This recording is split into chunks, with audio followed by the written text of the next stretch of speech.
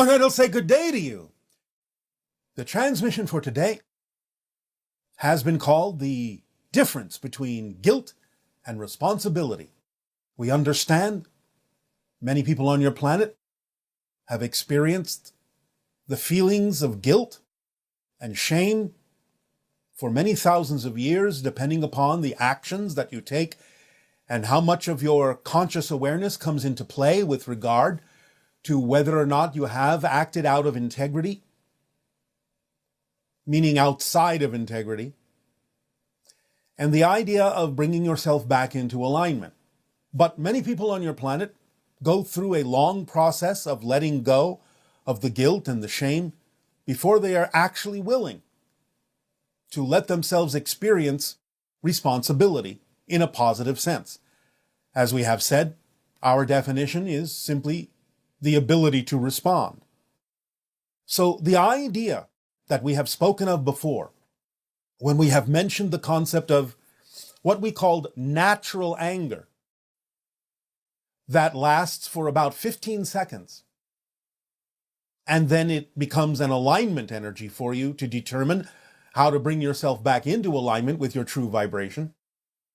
Guilt can be used in the same way, and it is actually activated by much of the same mechanism, and is a representation of a similar vibrational energy as anger when it becomes judgment upon oneself, turning into the idea of hate, and so on and so forth. Then the natural energy that you experience as guilt, when you heap judgment upon yourself for having it, allows you to experience the idea of shame and doesn't really give you the ability to take full responsibility, to have the full ability to respond to the situation in a positive way. So this is really the same mechanism as we have described in terms of the natural anger, which perhaps from this point forward would be best terminized as alignment, an alignment energy. Best termed that way, instead of thinking of it as anger, which usually on your planet has a negative connotation already. So let's redefine the idea as alignment energy when you experience the idea of anger, when you experience the idea of guilt, when you experience the idea of shame, and all similar feelings.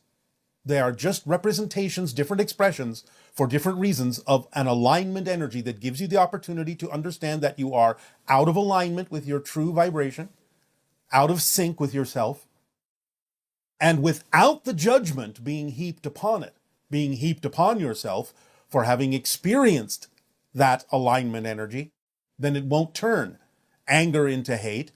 It won't turn guilt into shame. You will simply be able to recognize it as an energy that tells you you are out of alignment with who you truly prefer to be.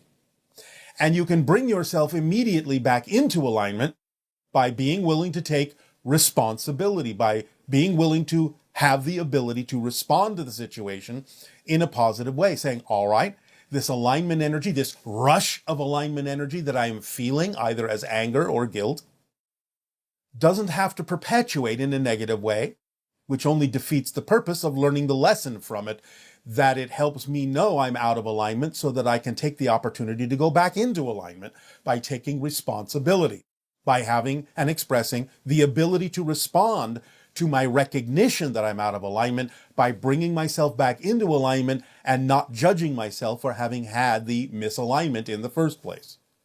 So start to look at the idea of guilt as just another expression of the alignment energy, bringing it to your attention that it is not an expression of who you prefer to be, that you are out of sync with yourself, and start having more of an understanding of the ability to respond, bringing yourself back in to the idea of alignment by recognizing that it is simply an energy that let you know reflectively that you were out of alignment with who you truly prefer to be.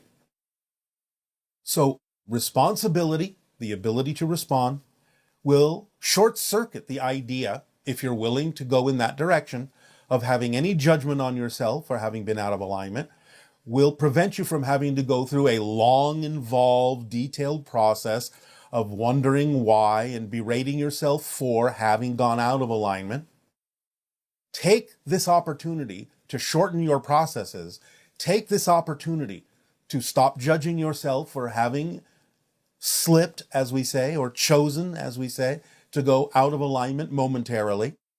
It does you really no good to continue that process of shame and guilt and anger, of continuing the misalignment by judging yourself negatively for having had that experience. Allow yourself to go quickly back into alignment by taking responsibility for having had the experience in a positive context and knowing that it has shown you very clearly who you truly prefer to be and snapping back into that choice, realizing that it served its purpose already. There's no need to dwell on it or wallow in having had the alignment rush that you felt. There is no need to continue the shame. There is every need on your planet for you to correct yourself immediately, bring yourself back into alignment, be a positive example of how to do so for others, so they also do not have to wallow into the idea of self-judgment, which you don't deserve, especially if you recognize by having that alignment rush that that's a good thing. It has shown you that you're operating properly, you're working properly, you're self-correcting, you're self-guiding. You are recognizing that you're out of alignment, and that's a positive recognition. So don't judge yourself negatively for that. Congratulate yourself for having realized, for having been willing to experience that rush of alignment energy that you used to call natural anger or used to call the idea of guilt. It's just a recognition. Use it positively, and you will move forward in a positive way very quickly and will not spend most of your time dwelling on the idea that you're judging yourself, which actually allows you to continue to judge yourself in a negative way. So know the differences here. Watch your definitions here. Use these to your advantage here, wherever and whenever you can. We thank you for allowing us to express this difference between the concept of guilt and responsibility by redefining all of these experiences as the alignment energy, the rush of alignment energy that allows you to know you are functioning perfectly, you are functioning fine.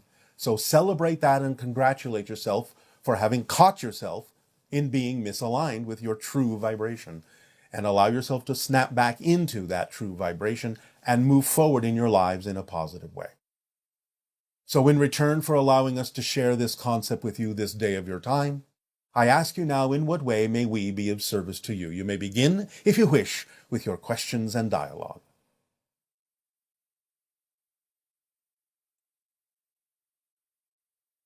Hi. Good day, good day. How are you? Perfect, and you? I'm good, a little bit nervous, but good. So I wanted to ask you because guilt is very much present in my family, and of, last week, exactly a week ago, my uncle has passed away. Yes. And my uncle, who's a brother of my grandma, I still call him an uncle. And he passed away unexpectedly. His mother feels a little bit guilty for this. Why does she feel guilty? What does his passing have to do with her? She said that she's a very simple woman. Like, I don't care. What does his passing have to do with her? Did she kill him? She said that she was talking bad behind his back about him, and that's why he died. It's not why he died. These things are chosen by the person. The timing, however, can serve her in recognizing that perhaps saying things behind his back that are negative gives her an opportunity to recognize through the idea of the alignment rush that she may have been out of alignment in doing so. But to continue to wallow in the guilt means she's not learning the lesson that he has given her the opportunity to understand. So why not learn the lesson because of the timing of the death that put her in touch with the fact that she may have been out of alignment in saying the things that she said behind his back, and use that opportunity to propel herself forward in a positive way, which is what would be the wish of the person that died. Okay. Do you understand? I think once a person is in spirit, they're no longer the way they were in physical reality. They are made and wrapped in unconditional love and only wish the best for those that are still physical. So the timing of the death, even though it was chosen by the person who died, is an opportunity for those left behind to realize what their relationship to that person was. And if they're feeling the guilt, the rush of alignment or the rush of misalignment, then they can realign themselves and not spend more time in guilt, which is exactly the opposite of what the spirit of that dead person would now wish for that person. It's a lesson to be learned. It's an alignment to be corrected. And if she is willing to learn the lesson, then she can actually serve the purpose of the death in a positive way, honor that person who died in a positive way by learning that the way she was behaving is not necessarily ideal and bringing herself back into alignment, which would completely satisfy the spirit, knowing that the person had done something loving for themselves based on something that was done by the person who died, that was a loving opportunity given to that person to give them the opportunity to correct their own energy. Does that make sense? Do you understand? Yes, yes. So if you can explain that to her, maybe it will help her. Yes. But if she continues to wallow in the guilt of what she has done, then she is only continuing to dishonor that person's choice to die at that time, instead of learning the lesson that that person has given her. Thank you. If she is willing to realign herself and not continue to wallow in guilt, more messages will be able to come and she will be able to receive them herself. Okay, thank you. And also, I have a question about a full moon. So Yes. I've noticed, and how it impacts people's actions. So I've noticed that... One moment. It does not impact people's actions. Their belief about it impacts their own actions. Remember, everything in physical reality is a reflective symbol, not a cause. It's a reflection of what's already going on in your consciousness, a reflection of your belief systems to point out to you what kind of belief systems you have. So the impact you're feeling is caused by you and those people having a particular belief about their relationship to your moon that then causes something in them to change. It's not being done by the moon. The moon is being used as a symbol, as a permission slip to allow those people to do those things to themselves. You understand the difference? Yes, there is a belief system that of people that the moon has impact on them, but it's not necessarily the moon itself. It's that it comes from within rather than from the outside. The moon is a representation of many different kinds of beliefs that allow people to experience certain things they wish to experience, but don't necessarily believe they can experience it on their own. Therefore, they use symbols like the moon to have the experiences that they don't believe they can create for themselves. Okay. So, because what I wanted to say is that I've noticed that oftentimes these people on full moon days, there are for example, a lot of people in emergency rooms and Again, crazy. It's all about the idea of their own belief system and their relationship to the symbol they are using to give themselves permission to move in a certain direction, and that could be positive or negative. Mm-hmm. It's not like a greater chance to manifest things in life. It's a greater chance if certain people believe that it's a greater chance. Mm-hmm. Yes. But again, everything in physical reality is a reflection of what's going on in their consciousness. It's not a cause of it.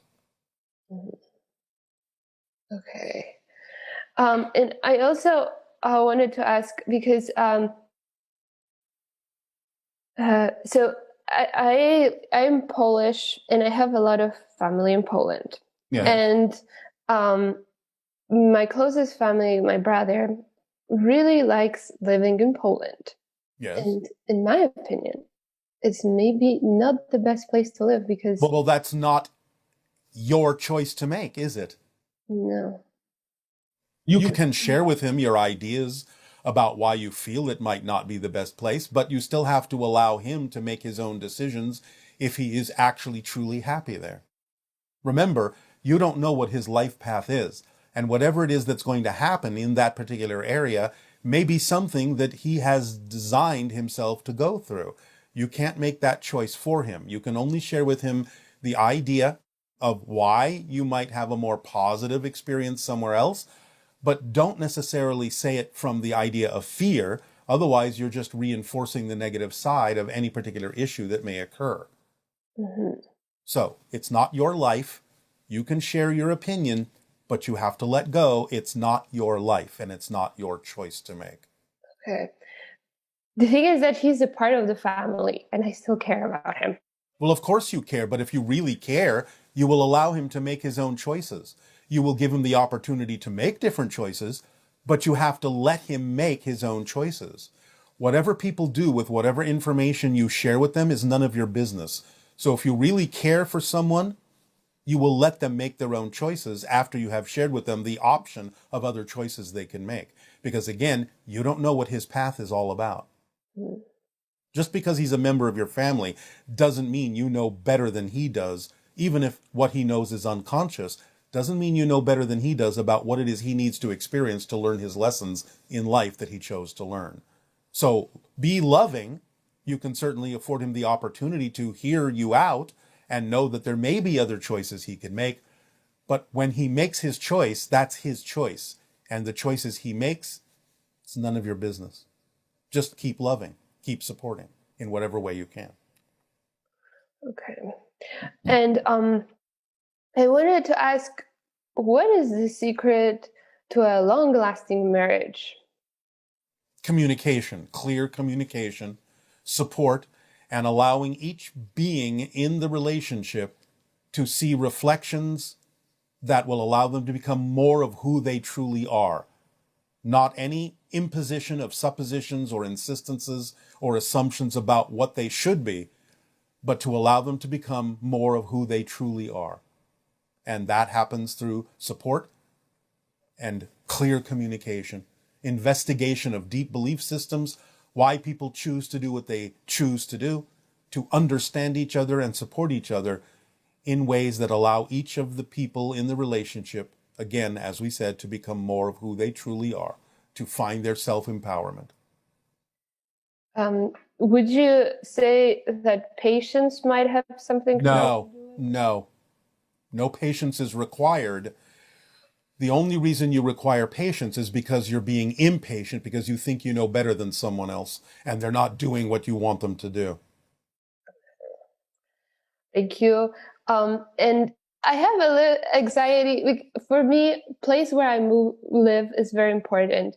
And I have a little bit of anxiety when it comes to making a decision which city to live in. And it's Why? Why do you have anxiety? Do you not have the capability of simply being attracted to something that you love, that you enjoy? well, What's the anxiety about? there's always the fear of like making the right choice, losing something. You will always make the right choice, even if it's the wrong choice. Because synchronicity, if you allow synchronicity in your life, will show you where you actually need to be. So even making what is not the correct choice will allow synchronicity to turn you around and provide opportunities that will take you to the correct choice. So you can always rely on synchronicity to be your guide. So again, don't heap judgment upon yourself for making a choice that may be out of alignment. If you trust synchronicity, it will show you the way. Okay. So there is really, because my fear was like, oh my God, I'm going to lose all the people that I know here when I move. Well, that's going to happen if you relate to that in terms of fear, because then you're creating it to happen because you're afraid it will happen, which is the same thing as manifesting it. So again, if you understand that all the important things that are relevant for you in life will not go away if you simply follow the flow of synchronicity, then you'll be fine. And if something does go away, then it needed to. Okay, so just focus on the positives and that everything works out for me. Why not? Why not? Why make any other choice? Even if something happens that you don't prefer, you have to know it's got to be there for a reason that can provide you a lesson that you need to learn, and therefore that's a positive thing. That's how you use what you don't prefer in a way that you do prefer. Okay. Yes? Stop worrying and just focus on the positive. It's exactly what we were already talking about. Stop heaping judgment on yourself and just get on with living your life in the best possible way you can by providing yourself opportunities that you can learn lessons from, which is the whole point of why you are here in physical reality anyway. The process is the point. The journey is the destination. There's nowhere better that you can possibly be than to experience what's happening right now in your life and learning from it. All right? Yes, thank you very much. I appreciate this opportunity. And it is our passion and our pleasure to interact with you as well. Don't be so hard on yourself. Don't be so confident about your lack of confidence. Okay, I'll keep All that. right. Thank you. Bye.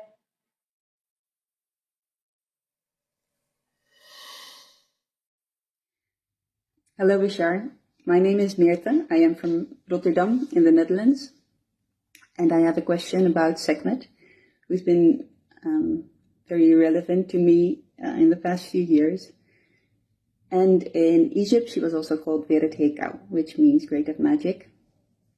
And I'd like to ask you, who is she, and in what reality or dimension does she exist, and what is the purpose of her interaction with us, or our interaction with her? My idea is that she is related to topics of shamanism and shapeshifting.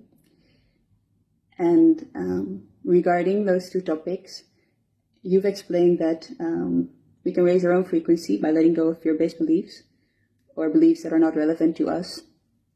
You've explained about the shells of the earth and how different beings can exist in their dimensions, which we can actually access when we raise our own frequency. But then there's also the idea of actually being able to change form, like shape-shifting, or changing location, like teleportation.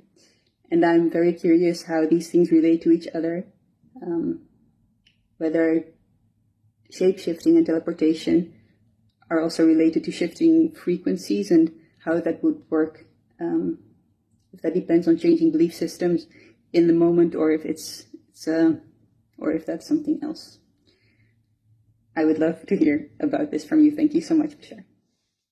No, it's exactly that. It's all about resonance. It's all about frequency. Now, you've encapsulated many different questions into your so-called single question. Sekhmet does represent the understanding of magic and shape-shifting and the connecting to different parallel realities and changing of frequencies to allow that to occur. It is also representative of an ancient Anunnaki being. At the same time, it functions as an archetypal energy that has remained within the collective consciousness of your planet, that does in fact have to do with the power of the sacred feminine in reaching out with the senses into different parallel realities and gathering together those understandings that will allow for transformation and changing of function and shape. Good day, good day. Hello, Bashar. I'm so excited to be here. All right, thank you. I had a question about a past experience I had. Yes. And it was during the time when I had a lot of fear and anxiety. And so I started to connect more like with my higher self and do meditations. All right. Intuitively, that is the correct direction to have gone in. Thank you. So I woke up one early morning feeling paralyzed, and I started to hear like a melody, a dial tone. And I saw like this pink liquid. And then I felt this intense vibration on my throat chakra, like something was being pulled. And I started to see like these three beings. They were kind of transparent, and they had like, the big eyes and the big head. Yes.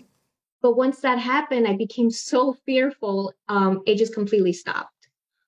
Yes, but you can get used to this, knowing that it's your choice too to experience this, because you're part of the agenda that allows you to know that you exist between two worlds.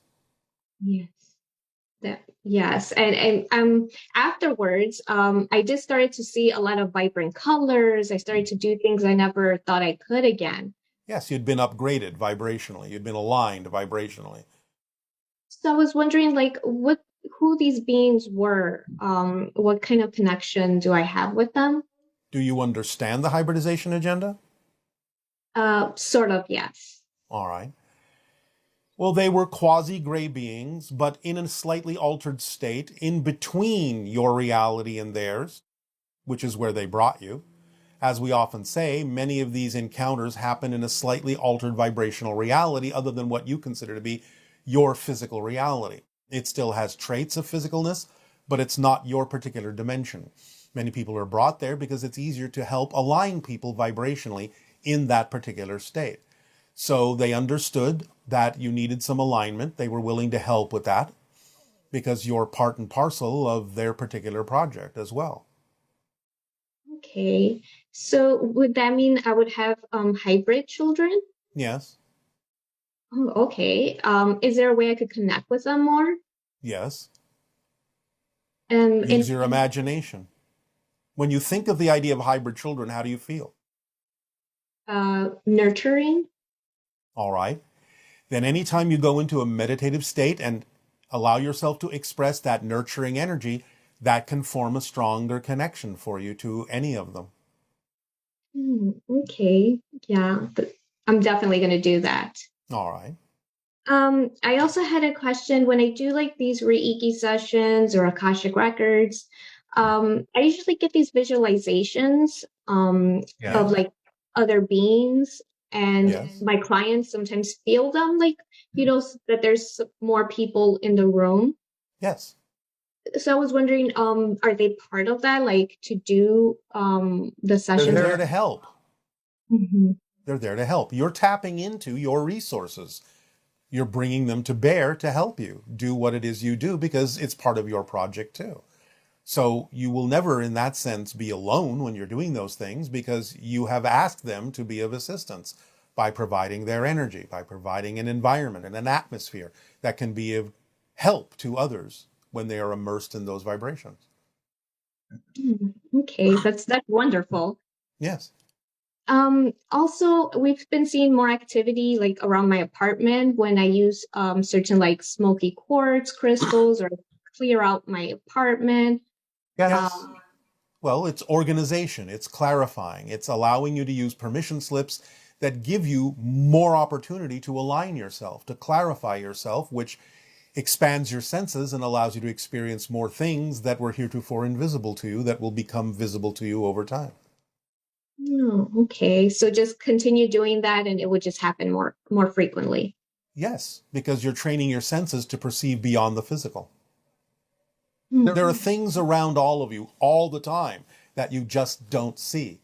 But when you expand your consciousness, when you practice living in your true state of being more and more, then your senses go along for the ride and they are capable of stretching out to experience things that were heretofore invisible to you. You bring more things into the realm of your senses' capabilities of perceiving. Okay. Yes, that makes a lot of sense. I know, that's why I said it. Yes. I also wanted to ask whether it's like, guilt or any type of emotion that gets stuck in the body. Nonsense. Nothing gets stuck in the body. You stick it there by your belief systems, by holding on to it because you believe you need to, for some reason, because you believe the alternative would be worse.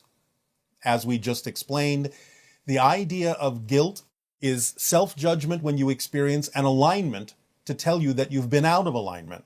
But why wallow in the self-judgment and continue to perpetuate the idea of guilt and shame instead of learning the lesson that the feeling you're calling guilt is simply a rush of alignment energy to let you know that you've been out of alignment, and then give you the opportunity to take responsibility for having made the choice to go out of alignment by bringing yourself back into alignment, making the choice to go back into alignment with your true vibration instead of continuing to be in the negative state by continuing to wallow in the guilt and the shame. You're not learning the lesson if that's what you do. Yeah. Yes, that's a good way to see it, actually. Yes, guilt is just a barometer to let you know how misaligned you might be with your true self. So why heap more negative judgment on top of it by assuming that something is wrong with you, by continuing to judge yourself instead of going, oh, I'm feeling that rush of alignment energy that I'm experiencing as the idea of guilt to let me know that I'm simply out of alignment. I will now go toward responsibility by having the ability to respond to that rush of alignment in a positive way by simply using it as an indicator that I've been out of alignment. Now, how can I bring myself back into alignment? Simple. You're right. It is simple. I just overthink it all the time. Yes. That's why it's so important to clarify your definitions about your relationships to these experiences so you can use them in more positive ways instead of perpetuating the negative experience. Yes. I've also noticed that a lot of people, channelers are starting to like change their beliefs on what they were doing. Yeah. So like, I don't want to question my own self. So like, I am wondering like why those things happen. Like, is it the fear base of like, Well, it depends on the person. It depends on their path. It depends on what they need to learn. Why not question yourself? Yeah. Always check to make sure that you're making choices based on the idea of integrity and alignment with your true vibration. It's very important to know why you choose to do what you do. So investigate why you're making the choices that you're making. And then you will be in a state where you can always guide yourself correctly. Very true. Yes. It makes a lot of sense. I know. Thank you so much, Bashar. You are welcome. Really It is our appreciate it. passion and our pleasure. Hello, Bashar. My name is Corey, and I'm from New York. The question I have for you is, would you be able to bring some clarity upon how we can literally perceive other parallel realities? I fully understand it intuitively. I've experienced it, and I've really ingrained it in my reality, and it's become a knowing. The issue I'm having is that I find it difficult to be able to explain the mechanics behind how I can actually perceive someone else's parallel reality and then be able to define it as not my own. If you can bring some more clarity upon that subject, again, around like the mechanics of how we can actually see it and then say it's not our own, that would be of great benefit to myself and a lot of other people that watch your content. So thank you so much, Bashar. Aveo. You do this all the time when you write things like science fiction novels. You create worlds from your imaginations that in many ways actually are representative of parallel realities that are not your own.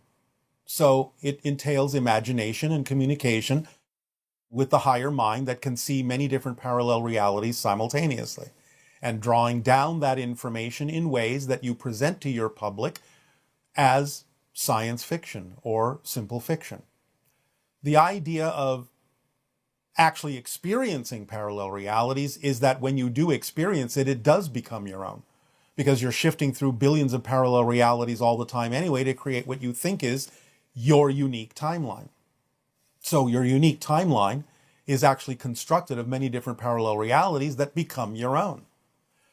But the idea of perceiving one that you know isn't yours, really, is simply called fiction in your world. Good day. Good day, Bashar. Good to be with you on this day. So happy. This is All right. All right. And you as well. Yes. I have a question. You once spoke about how the Bible had a lot of the stories of Atlantis. And I was wondering if you could potentially elaborate a little bit on which part of that. The flood. Yeah. The flood is the story of the destruction of Atlantis.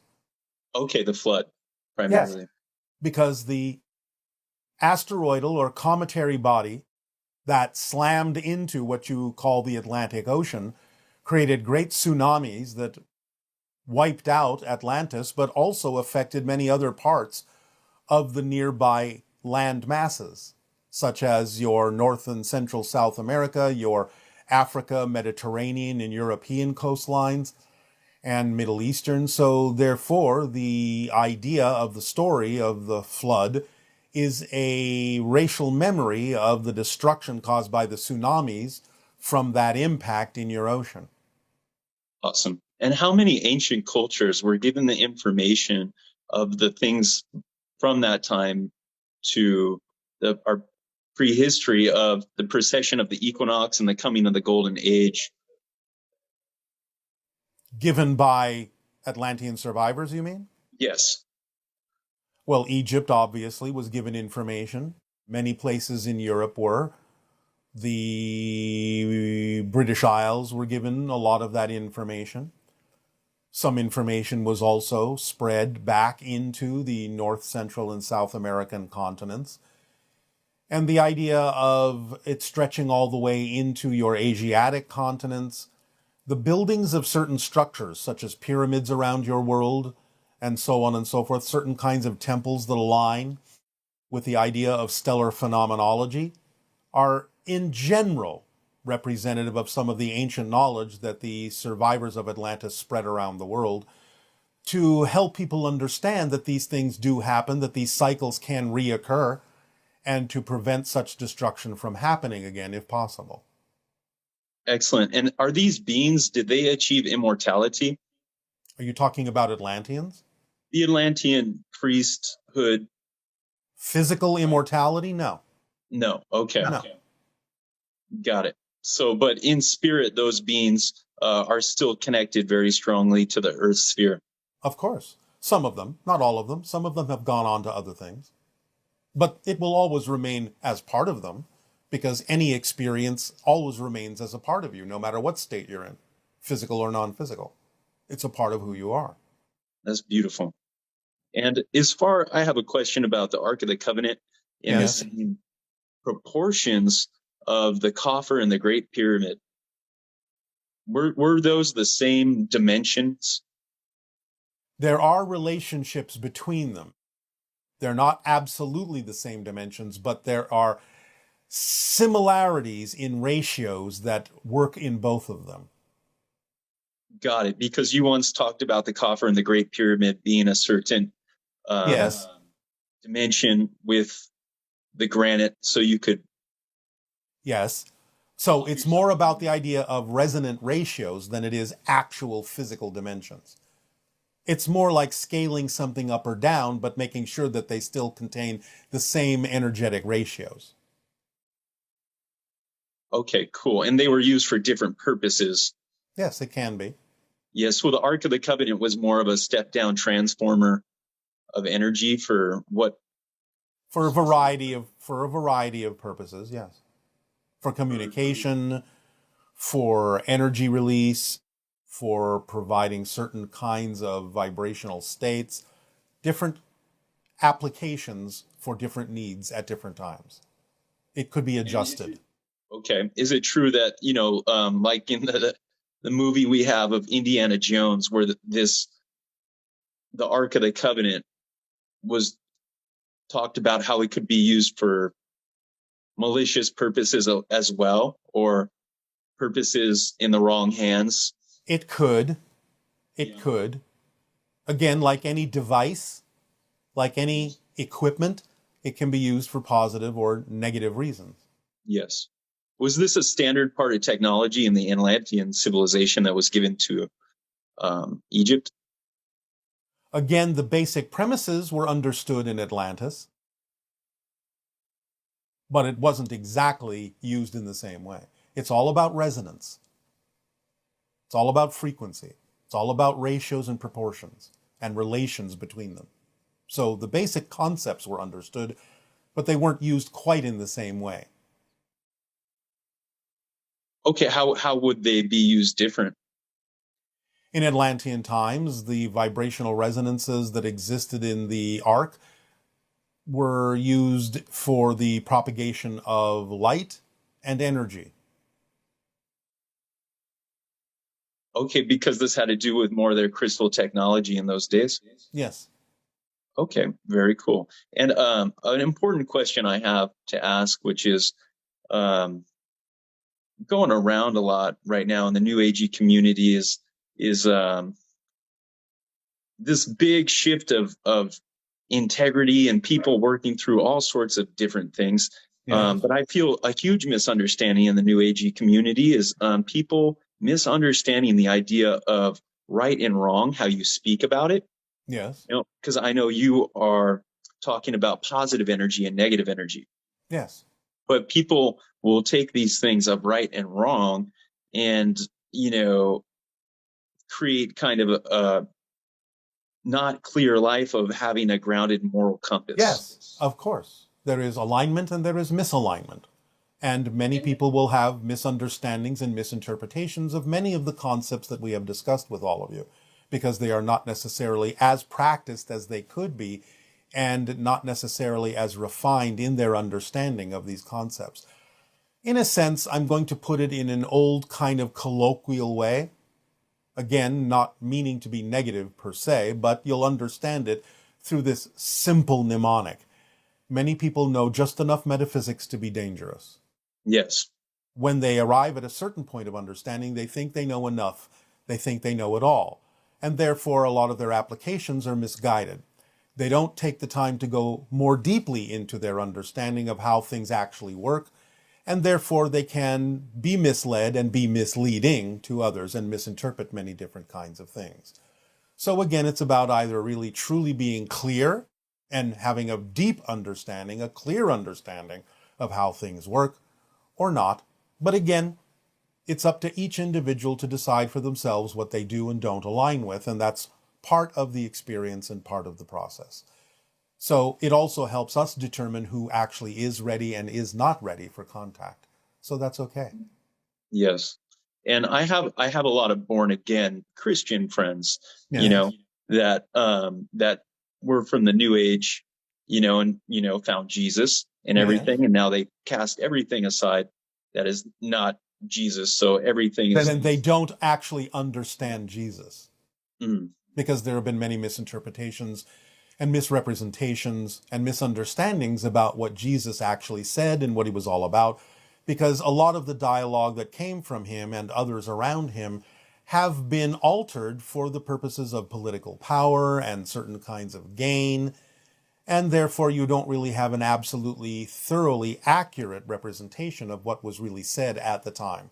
Plus, in not understanding Jesus in the full capacity of his expression, then many people who purport to understand him or purport to believe in him actually have no understanding of the fact that he was presenting both a male and a female aspect in the Mary of the Magdalene. This is a couple. This is a male and female representation in balance, and many of the things that were actually talked about are extremely metaphysical and not exactly what the idea of the Christian belief system purports to be true. Mm. Got it. So more, this is hard for me to ask, but more like how you've said the Magdalena things and more of the Essenian stuff and the Rosicrucian stuff is a little more coordinated. Even there are misinterpretations in those. It is more the pure idea of the understanding of the balance between male and female in the expression of Yeshua and Maria, or Miriam the Magdalene. So more just the simplicity of harmony between the sexes. Yes. Okay. And the idea of the understanding of both sides' connection in balance to all that is, and the expressions thereof, many of which are very familiar now to those who have listened to metaphysical concepts in your modern age. A lot of what was expressed that can be found in the Gospel of Mary Magdalene are actually very metaphysical concepts as you would recognize them in your modern age. Remember, she was his chief disciple. Yes. Beautiful. So very, very simple. It almost connects to just yin and yang and the basics of proportion. There is a book that exists on your planet that may be of assistance to you in understanding some of this. And it is a book that is called When God Had a Wife. Investigate that, and it will give you a lot of information about more accurate representations of the positions of male and female energy throughout your history. Much of it is not what you think because of what has been made of it and what has been left out and what has been corrupted. When God Had a Wife.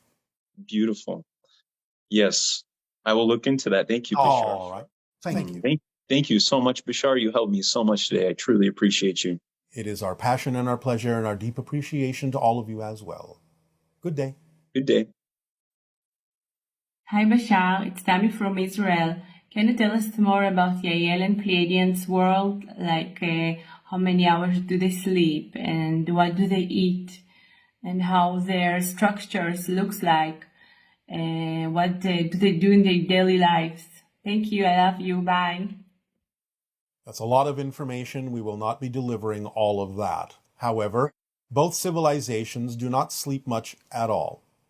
And it depends upon what you call sleep, because they can make connections to their spirit selves in a more constant way than you do, and therefore don't need the idea of sleep in the same way that you do. They might even just drop into what you would call a meditative state temporarily, and it would accomplish the same thing that you're accomplishing by having many hours of sleep. So neither of them really sleep much in that sense. The idea, again, of food is that it is usually of a lighter quality, more of the idea of either juices or vegetables in that sense. And in their daily lives, it depends upon the individual. Some are creatively artistic, some are scientifically investigative, some have many different kinds of functions according to their passions. So in that sense, they have a lot of similarity, even though they have a lot of differences as well. For the Pleiadians are mostly your genetic cousins in the sense of being of assistance to you to move forward in your civilization in an exciting way that brings you closer together. Whereas the Yayel are more specifically about introducing the hybrid children to your planet to begin the particular process of evolving into the sixth hybrid race. Hello, hi Bashar, how are you? Perfect, and you? I'm great. Yeah, Bashar, so I have a question related to sacred circuits. So I wanted to know if tetraskelion, or the swastika symbol that was also used in the Nazi flag, with a circle in the center, a sacred circuit. It is a sacred circuit, but on a higher level than we've delivered at this point. Understand that the swastika has been around for thousands of years and represents the idea of the flow of creative energy in the cosmos, in the universe. So yes, it's a sacred circuit that can help rewire the brain when focused on in a positive energy, in a positive state, to understand how to blend with and align with the creative energies of the universe, of all that is. But it has to be used that way. Obviously, the way the Nazis used it was a misunderstanding and a corruption of its original intention, which exists in many ancient civilizations, Tibetan, Native American, so on and so forth.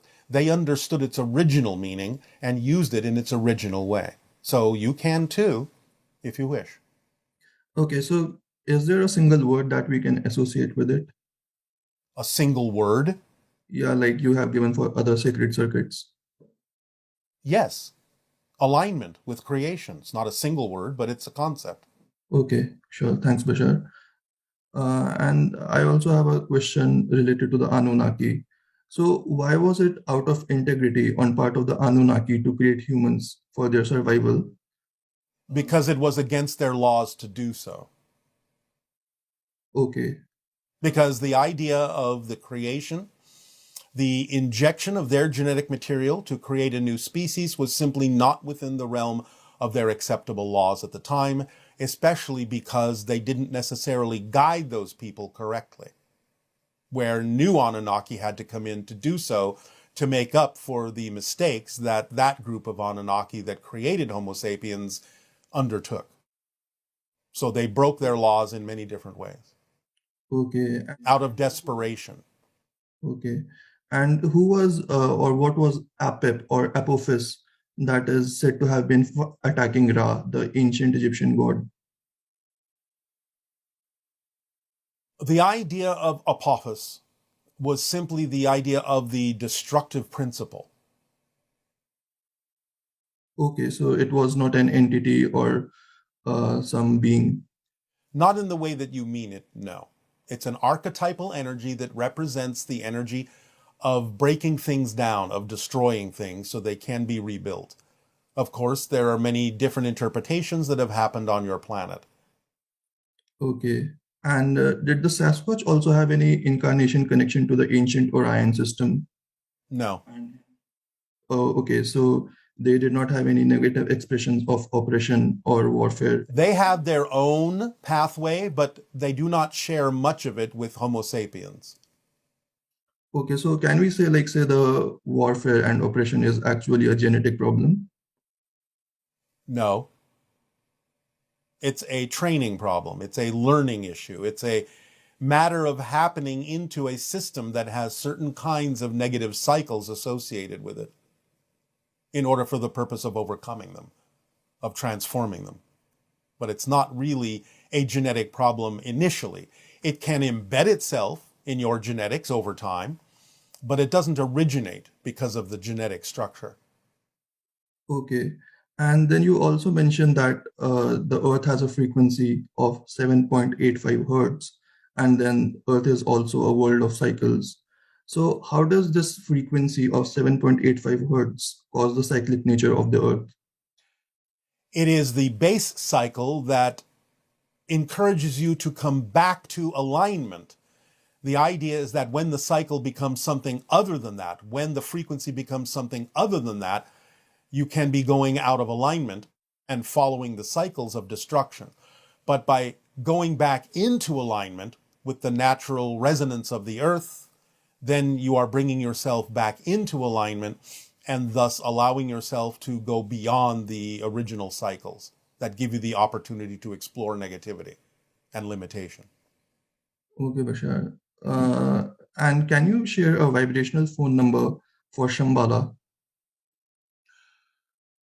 Shambhala, or Shangri-La, as some people refer to it, has a image that you can meditate on of 3 crystal spheres, one being pure white, one being soft blue, and one being soft pink. Okay. In what shape? Or In a triangle. okay, in a triangle. Yes. Okay. Okay, and then I think I will have the last question now. So, what is your definition of death, Bashar? And is there a way to have life review that we have after dying while we are alive? Yes, you can experience some degree of life review while you are alive, but in most cases that would be pointless because you're still alive. Therefore, you wouldn't necessarily have a complete life review. You may get moments of it, flashes of it, that can help you align yourself. But in the idea of transitioning into spirit, when you are done with this particular experience, then it is more appropriate for you to have the entire life review, because then you can understand the relationship and the connections between every single moment of the actual physical life experience. But sometimes when people are in certain circumstances and they say, oh, my life flashed before my eyes, in some sense they are tapping into the idea of life review because they truly believe that at any moment they might die. But there are other circumstances where you can come to an understanding, a gestalt understanding of something, and tap into the idea of recognizing what something was all about in your life. But you will not necessarily have an entire life review unless you are either close to death or have actually died. Okay, Bashar. All right. Thank you very much. Yeah, thank you, Bashar. Good day. Yeah, good day to you too. Bye. Hi, Bashar. This is Karen from Belgium. I have learned to trust the signs that I get on my path, and there are a lot of signs that have to do with ancient Egypt. So I would like to know something more about ancient Egypt. What was the main energy frequency in ancient Egypt? Where did the inhabitants came from? And were there connections to Sirius or to Orion? Can you speak a bit more about this? Thank you. Bye-bye. Yes, there were many connections to Sirius and ancient Orion in being played out in many civilizations on your planet over time. As we have said, there are many stories that are the continuation from many different places that allow you to play them out and figure out how you would like them to conclude or move on by joining the Earth cycle of opportunity to explore those things. We're not sure what you're asking when you say what was the frequency of ancient Egypt, because you're talking about a combined frequency of many, many hundreds of thousands of different individuals. If you're looking for an overall representation of ancient Egypt as a resonant frequency, you could say that they were existing somewhere, depending on who was involved, in the neighborhood of about 60 to 70,000 up to 80,000 cycles per second. But again, it depends upon what era. It depends upon what their focus was at that particular time. It depends upon how many remnants of the Atlantean civilization they incorporated into their culture, and many other things. So we can't necessarily give you one particular frequency, but a range of frequencies from somewhere around 50 to 60 to 70 to 80,000 cycles per second, depending upon who was doing what in that culture at the time. Good day. Hello. Hi, Bashar. How are you? Perfect. And you? Thank you very much. Good as well. Perfect. Good. As you are. All right. Bashar, I'm very happy to tell you that finally we have a result that proves that the devices that you describe are actually resonators. Yes. And we receive 10 times the amplitude of the input. We receive a resonant frequency 10 times greater. But we receive it with the cones that you describe, with the most primitive version. That's why we gave you that basic form to begin with. It is the core of everything that you are exploring. Yes, and the frequency that we have resonance is 80 kilohertz, but very interestingly, we have a secondary resonant frequency, which is 3 times higher. Yes. 240 kilohertz. Again, the resonance is 10 times greater. Yes. What I would like to ask you is that we know that sometimes higher voltage does not mean a generation of power. How we can improve this? Is there anything else we can do to improve this? Because my passion is to explore the space-time fuse and create the device. And then explore it. You will discover what you need. We have given you enough so that you will have the momentum to use your own imagination, to explore what you need, to find what you need at this moment. You have enough to go on, as you have just discovered and as you have just stated. You're getting the results that you need to take you further. And I would like to share with you that we have also result. I was listening to your words alone among the nature to get more information of what you have said already. Yes. And finally realized that the insulating plates of the anti-gravity device, they need to be not so wide. They need to be gaps. All right. Well, you see, that's exactly what we're saying. When you take it upon yourself to go into the places that you're attracted to go and go into the states that you're attracted to be in, you will get the information you need. It will be downloaded from many different sources, including us, but you have the ability now to do these things by putting yourself in the proper frame of mind, in the proper environment that is conducive to getting the information that you need. So you now have these abilities. You don't need us as much as you think you do. Okay. All right. And my last question is, because you say that some help from Sirius, is there any message or is there any particular permission slip I can using to connect? Focus on the Mobius strip. Mobius strip, like the loop, like infinity loop. Yes. Focus on that in a meditative state. It will help you download the information that you need. Any particular colors like blue and white and we leave that up to you, but remember the colors of the signature of Sirius. Yes, I just make a meditation on that. All right. Thank you. Bashar, thank you very much. I really appreciate it. Thank you. You are welcome.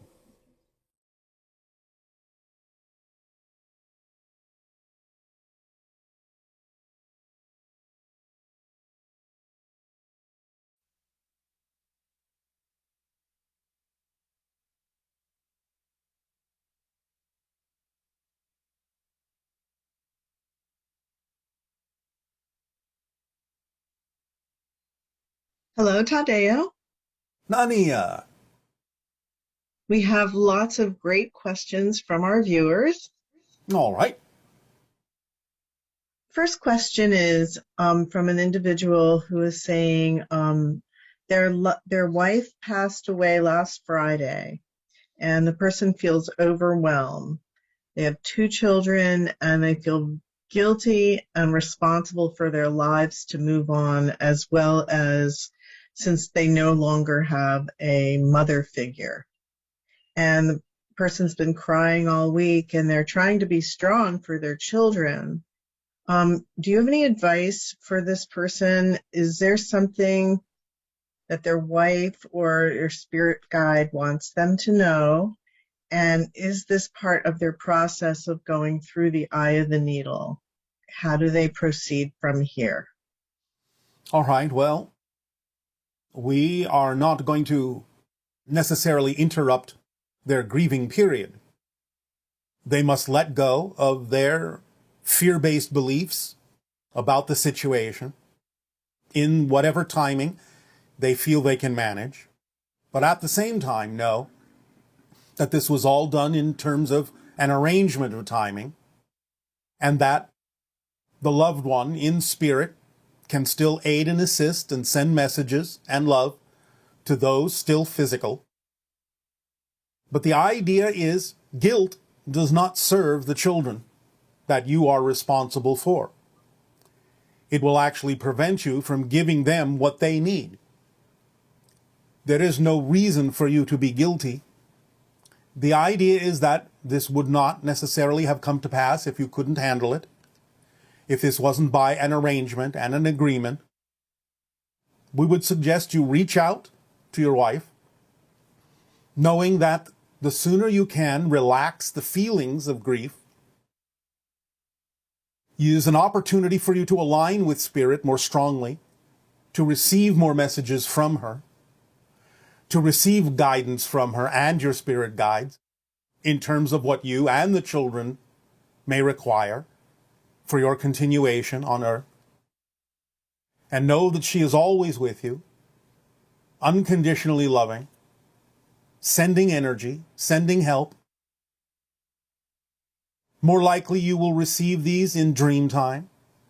But look around with open eyes at the synchronicities in your life, knowing that many of them may be coming from her as messages to you. Relax your heart and open your heart to receive these messages in the best way you possibly can by looking around and being alert and paying attention to the synchronicities that will crop up in your life, allowing you to move forward in an easier way. We would suggest that you take some time for yourself to visit places that were of interest to both of you when she was alive, knowing that in those places that you love to be together in, there may be more receptivity on your part. And even though you may be crying, know that this is a release and a letting go and an accepting, eventually, of the situation at hand that you have both agreed to for the purpose of stretching you and your children towards spirit, knowing that one of the parents is now in spirit, can help you all progress and ascend and accelerate your learning and your lives and enrich your lives in a number of ways. Explore the idea with your children of communication with spirit, for it is as real as any form of communication, and perhaps in some cases even more real, as you understand that term. But work together with the children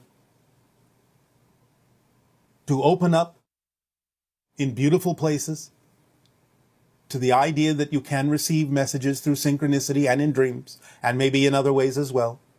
And remember her favorite things. For when you do remember her favorite things, again, you may relax and open your heart to receive more information from her.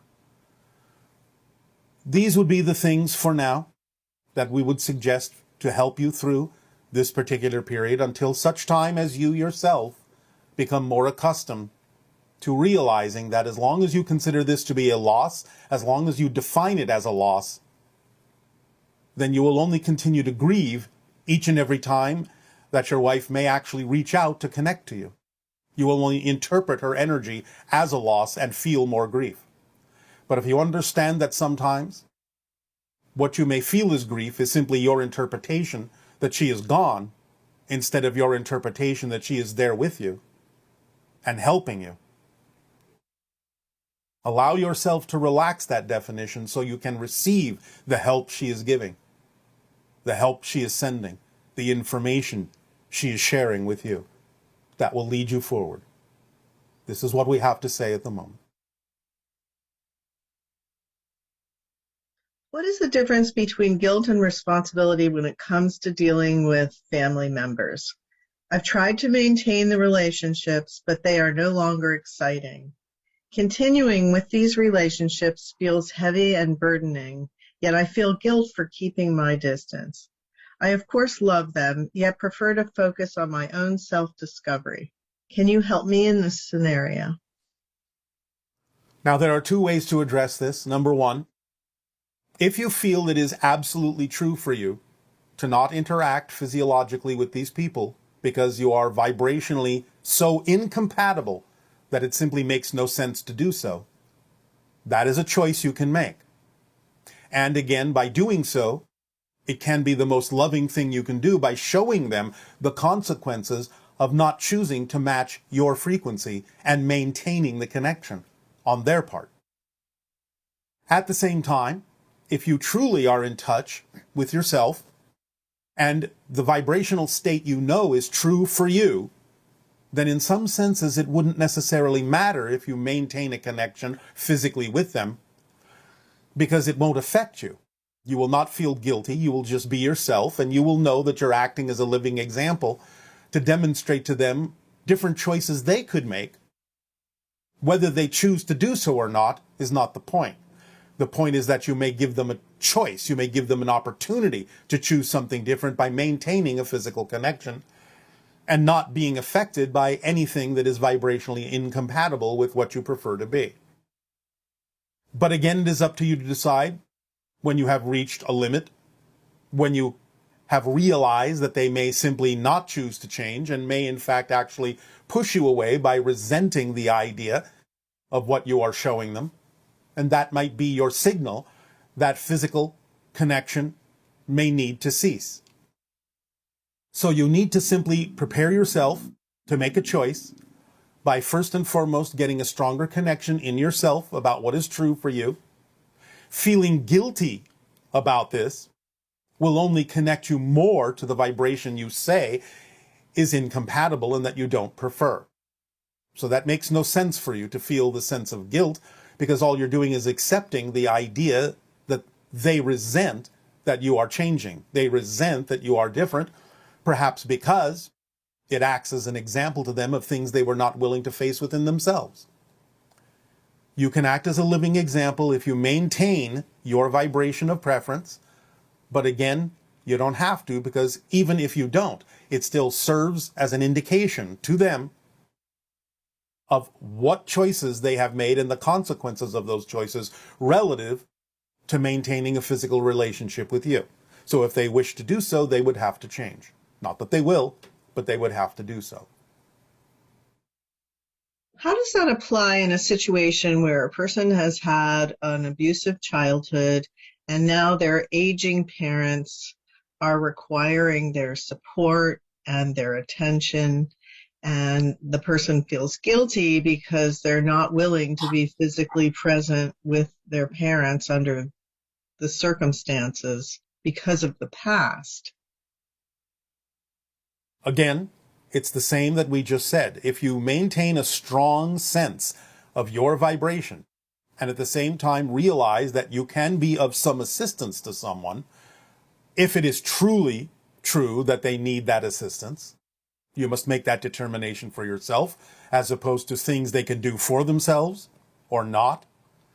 So if you have determined that you have made a familial connection by being born to these people, and that there is something you could truly help them with to aid and assist them in whatever they're going through, whatever process they're going through, and yet at the same time maintain the strength of your connection to who you truly are, then you will not be negatively affected by whatever behaviors they may choose to exhibit, knowing that you are being of great assistance to them if they truly need it, and that is the most important thing, is to demonstrate to them the unconditional love that you know can be expressed by you to truly aid and assist them if they truly require it, and at the same time not be negatively affected by whatever their reactions or responses or behaviors may be in that circumstance and situation. And it gives you an opportunity to practice letting go of the idea of the past, since again, if you realize many of the things we have been sharing with all of you, there in a sense is no such thing.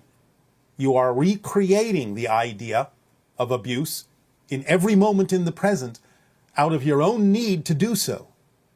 So discontinue your need to hang on to the idea of the abuse because of your belief systems that you may require it for some reason, that it serves you in some way.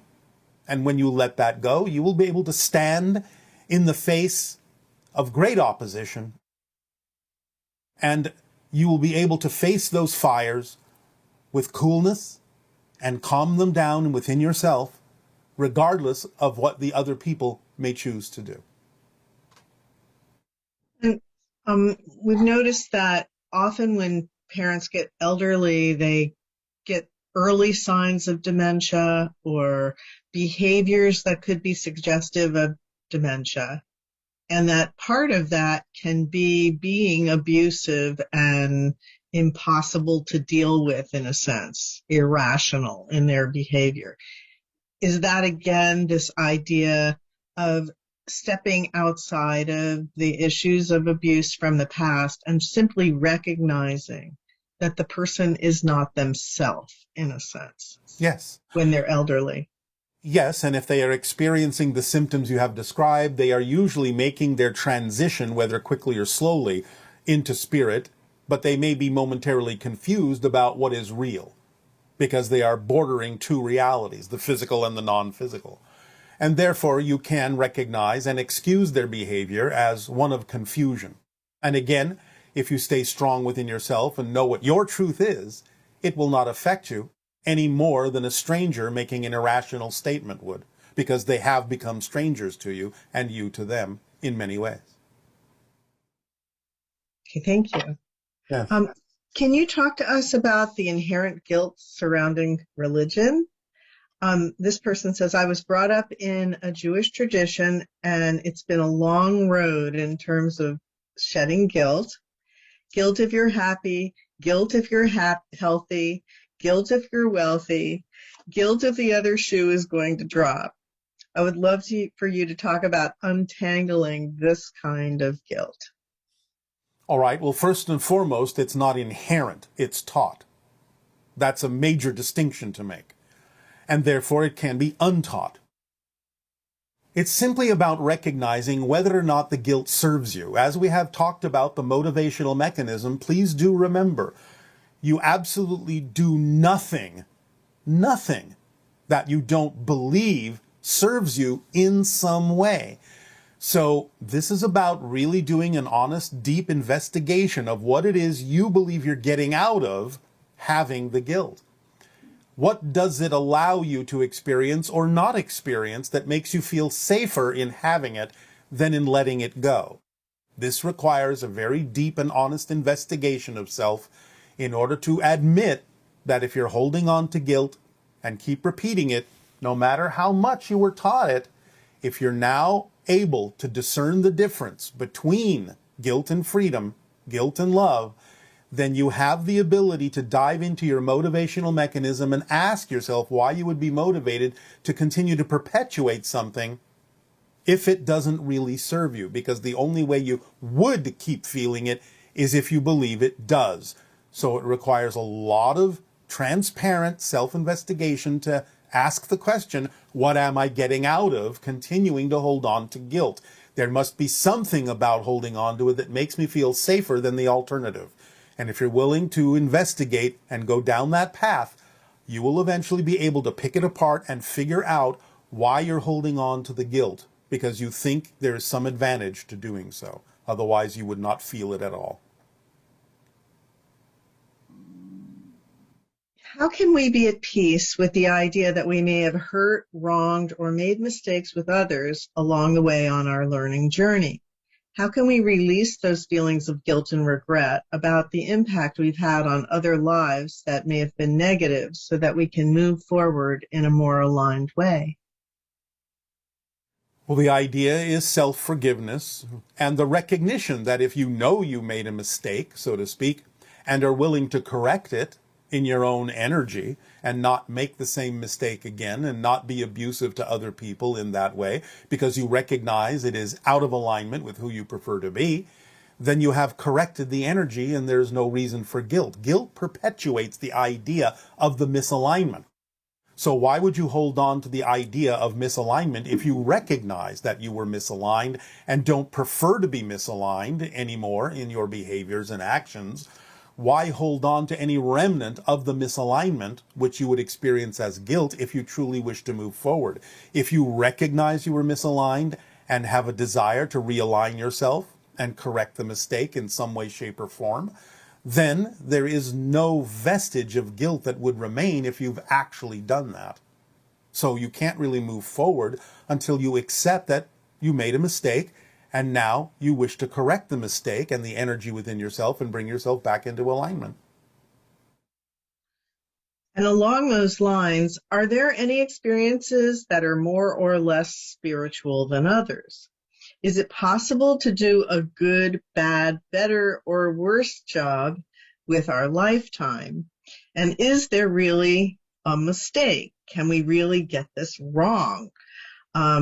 A lot of these ideas perhaps bring about a lot of self-judgment, so that's why this person is asking the question. Ultimately, no. You are not judged by all that is or anything except yourself. Ultimately. But there is still the ability to recognize what it is you prefer, what it is you don't, what it is that is vibrationally representative and compatible with who you prefer to be, and when you are in alignment or out of alignment with that. That is the only thing that could be considered a mistake, even though it's not meant in the traditional sense. In other words, a mistake is simply a recognition, an alignment energy that allows you to recognize that you may have been out of alignment with who you really, truly, at your core, are and prefer to be. Oneness and alignment and harmony with all that is. So a mistake, ultimately, no, is something that can be used as a learning experience, a teaching experience, to reflect back to you that you may not necessarily be operating in the state of being you prefer to. And in that sense, if you learn the lesson from that and recognize the truth of that and bring yourself back into alignment, then you have used the so-called mistake in a way that makes it not a mistake, because you've used it in a way that brings you back into harmony, into alignment. So ultimately, no. But in the moment, you can simply recognize and use your words, whatever words you wish to use to identify the misalignment, to bring yourself back into alignment. Okay, and these are some questions about love, and particularly self-love. One person is wondering, how can we get to self-love if we don't really know what it feels like? Having been brought up in a situation where they were conditioned to be very self-critical and not have self-acceptance, and not really having that muscle memory of what that state is like to fully accept yourself. How can a person see past all of these negative self-identity issues and really experience the feeling of self-love? This is where the power of paradox once again comes in. As we have said many times, you may feel powerless, but you're using your power to create that feeling of powerlessness. You may feel disconnected, but you're using your connection to all that is to create the experience of disconnection. So by understanding that you may be criticizing yourself, ask the question, why would I bother to criticize myself if I didn't love myself enough to do so? Because criticizing myself can be used to bring myself back into alignment if I find myself out of alignment. So use the idea of being critical, not in a negative way, but in a positive recognition that the only reason you would be critiquing yourself is because you love yourself enough to do so. And once you realize it from that perspective, you will actually paradoxically not be quite as critical in the negative way, but you will always check in with yourself to make sure that you are choosing the things that are truly vibrationally in alignment and compatible with who you prefer to be. It will change its quality. It will change its feeling. You will still check in, but it won't be a negative criticism. It will be an awareness of the idea of misalignment as opposed to alignment. You'll use it as an aligning tool and not a self-negative judgment on yourself for simply having gone out of alignment. What is human love? Is it connection to ourselves? Is there any relationship, such as romantic, family, or otherwise, that's there to help us connect to ourselves and be more of who we really are? And why would a person feel a deep desire to love and be loved? Is it a childhood need that hasn't been fulfilled? Or is it just about really being your full self? There can be many circumstances in which you can relate the idea of feeling the need to be loved to a childhood situation, but the childhood situation may only have been pointing out the idea that every single being in creation has the urge to align and connect with all that is. If you want to recognize this as a great attraction, a great magnet, so to speak, that allows you to always yearn toward the idea of harmony and alignment with all that is, then you can translate that as a need to experience love of self and everything and all that is. Because love of all that is unconditionally includes you, because you are part of all that is. And love of yourself includes all that is, again, because all that is an expression of you and you are an expression of it. Not meaning to be too esoteric about this idea. There can be many different expressions of the idea of love. But in your society, sometimes they will get a little bit twisted and they will get a little bit put upon in the sense of assigning a meaning to why it has to be this way, imposing a structure on it that isn't necessarily as unconditional as you may think. It's all about relationships and realizing that all relationships, as we have said, are for the purpose of each person being attracted to other people to help them become more of themselves through reflection, through dialogue, through all sorts of ways, through behavior, and each person doing the same for the other, allowing them to become more of who they are through recognition and awareness and awakening. And that is the ultimate love, is the idea that relationships are about love, unconditional love, if you're functioning as a reflective mirror for others and yourself, letting them reflect to you what you need to become more of who you are. Okay, thank you. I want to heal conflict and rekindle my zest for life. You say to follow your passion, but I also feel like my passion is irresponsible. Can you guide me to have clear passion and to help heal the conflict within and without? Well, we may need to have a conversation with this person about exactly why they're defining the idea of their passion as something that's irresponsible. We would need to understand what it is they are recognizing or defining as irresponsible. But nevertheless, without going into the specifics for that particular individual, if you feel that your passion is irresponsible, then you don't have a clear definition of your passion, because your true passion cannot be irresponsible.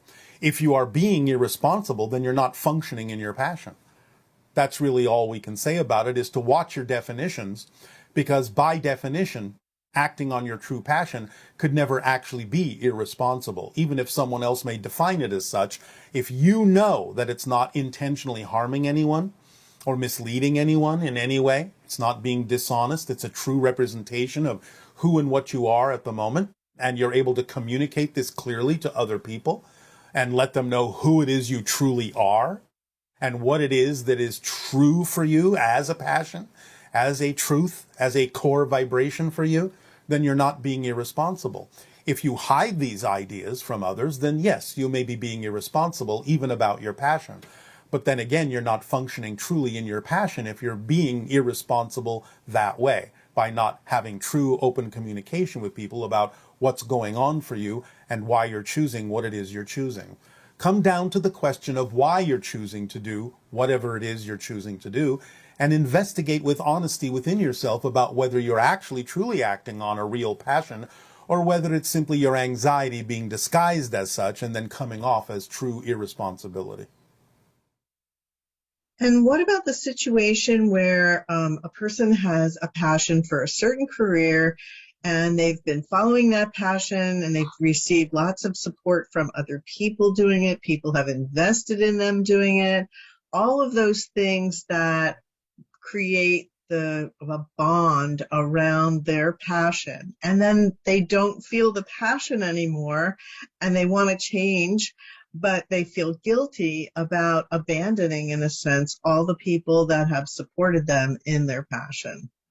All right, well, again, first and foremost, an honest investigation within yourself about whether it really is your passion or whether your particular definitions are dampening it, or whether the passion is waning simply because you need to be doing something else that may not seem to be connected, but actually synchronistically will be connected and will appear to be connected once you take upon yourself the ability to do the other thing that you're able to act on that is more passionate for you than the thing you were doing a moment ago. In other words, sometimes your passion can make it seem as if you're going in a direction that isn't connected to your original passion, but may in fact be.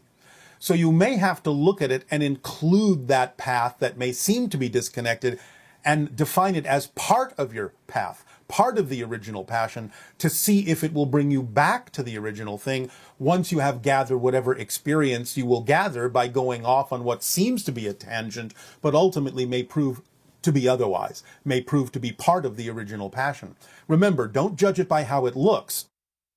Allow yourself to know that all passion is connected to every other passion, and it's the feeling of passion that guides you to let you know that all things are connected, even if on the surface of their appearance they don't seem to be. But always investigate your own definitions to make sure you're not the one dampening the passion when the passion could be there.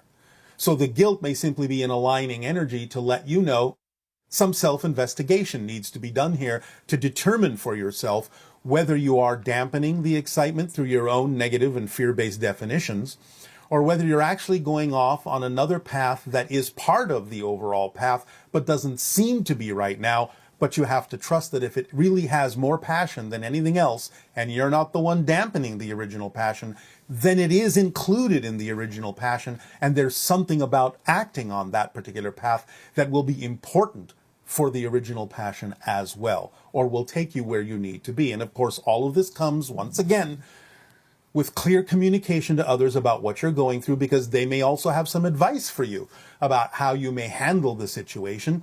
Be inclusive in your communication if there are those that support you, and allow them to give you some reflections that may clear up the situation for you immediately, rather than figuring this whole thing out by yourself. Would that also apply in situations where some people like to build companies, but then once they've finished building it, they're not interested in doing it anymore? They want to go find another company to build. Yes, perhaps, if, again, that's truly representative of their passion waning naturally, because their passion may simply be to build companies that other people will run. That can be a definition of their passion, and creating new ones for other people to run may be the definition of their passion, sort of like planting seeds but allowing someone else to grow the flowers. So it just requires self-examination and looking for other ways to handle the situation so that everyone can be served. Absolutely. That may be the definition of the passion. Not every project has to come to completion with the original person. So the idea is really be honest about what your passion is, and let those that can help continue your passion in the way that serves them also serve you. Okay. And this person is asking about staying positive, or at least going into a neutral state. Is it necessary to release your negative beliefs in order to stay in a neutral state? Or if your negative beliefs keep coming up and you're not able to move into a neutral state, is there a permission slip or a tip that you can use to get into a neutral state? Well, again, remember what's being defined here is one of the tools of the formula, which is the reflective mirror. As we have said, you may think you've let go of all of your negative or fear-based beliefs, but if they do keep coming up, if new ones keep coming up, that's the reflective mirror showing you, revealing to you that you may have had a few negative beliefs hiding in your unconscious mind. So the very idea of having them come up is an exciting prospect because it allows you to let go of them by being made aware of them. If the same thing keeps coming up, all that means is you haven't really found the core negative belief that's generating that particular feeling. Because remember, feelings can't exist in a vacuum. So if you feel something, it means there's a belief or a definition behind it that you're buying into. This is a golden opportunity to understand yourself and clarify yourself and become more transparent to yourself, to know thyself more clearly. It's not about arriving someplace where this doesn't happen anymore, although you can. But if you're making that more important than investigating why that came up and what you're still holding on to, then you're missing the point. Whatever's going on in the moment, whatever you're facing in the moment, whatever comes up in the moment is the most important thing that can possibly be happening at that moment and is part of the process of why you chose to have this physical experience. So get into the idea of these things that come up. Find out what you're holding on to that you don't prefer, and let it go by making it nonsensical to keep holding on to it, by making it make no sense to hold on to it. But don't necessarily negate the process. The process is clarifying you. And how does one differentiate between anxiety and excitement? I would think it would be self-evident if you're honest. The idea really is you can tell the difference. And this is why we have shared with you questions like, well, if I did move forward in this way, what am I afraid might happen? Because that will reveal any anxieties that might be within you that you were unaware of. And if the whole path is truly anxiety being disguised as passion, because you're afraid to face something within yourself, asking that question will reveal that to you as well. So again, this is why we give you those questions. What would I have to believe is true about myself in this situation in order to feel the way I do, or in order to be confused about whether I'm feeling excitement or anxiety? You can put the question in that form as well. Or again, if I did move forward in what I believe to be my passion, what am I afraid might happen? And that will usually reveal, if you're willing to hear the answer with honesty, that will usually reveal whether what you're doing is actually part of your passion or not. And what about in the situation where someone has a kind of ADD or some version of that, where bright, shiny object, oh, that's exciting. Oh, I'll run after that. Oh, what about that? And then can't really stay focused on, is that an indication that there's underlying anxiety that is driving that? Yes. Because the idea of ADD, in a sense, energetically, is an avoidance issue of facing something that would actually allow them to stabilize in the present. They're avoiding the present because they have a belief that something in the present is too painful for them to experience. So they're distracted by every shiny object that keeps them out of the present. Does the Trinity, positive, neutral, and negative, come from our limitation of awareness? Or are there any beings in consciousness in the universe that see existence not in a positive, negative, or neutral perspective? The positive, negative, neutral perspective is inherently built into all levels of all that is, except all that is can experience the totality without differentiation between those particular energetic aspects. And is there a device in nature that has recorded human history? And will it simply download information into the user's brain, or set up a carefully curated images and videos to help elucidate some ideas? And is there such a device? Quartz crystals that have been exposed to various cultures throughout human history can absorb and record information that can be extracted and downloaded by those sensitive enough to calibrate their own vibration in alignment with the vibration of that crystal's information. This is a permission slip that exists within you because the earth itself, in a sense, is a giant recording crystal of all human history. And will it be quick, or will it take years to understand even a small event in history, depending on, how abundant the images are?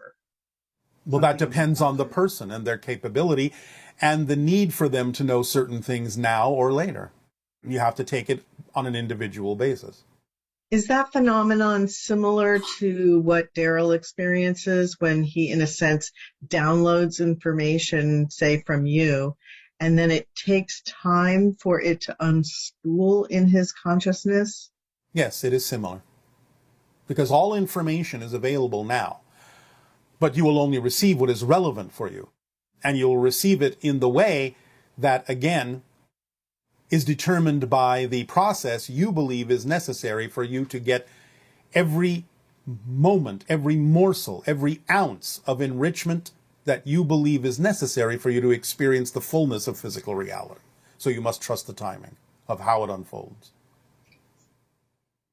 And you say that our consciousness creates our reality, and all the tools and techniques for things like healing are permission slips. Yes. In that case, why in our drug trials can we measure efficacy above and beyond a baseline placebo effect? Because you believe that they have greater efficacy. It's still about your belief system. Even though the placebo is enough to circumvent someone's belief system because they believe it can, because they believe it's something else, that's why you're seeing the real efficacy in the actual materials, is because collectively you believe that, at least for most people, it is more efficacious. Thank you. Remember, even though your conscious mind may not know what you're being given, part of you does. And a lot of it has to do then with our tie-in to the collective consciousness, our belief in physics as they exist on this planet, Yes. etc. Yes, yes, yes.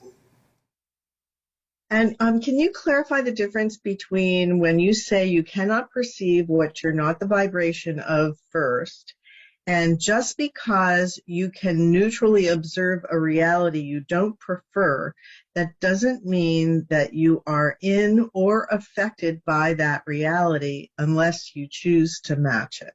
Yes. This may seem to be a contradiction, but it's not. You have to again look to the definition.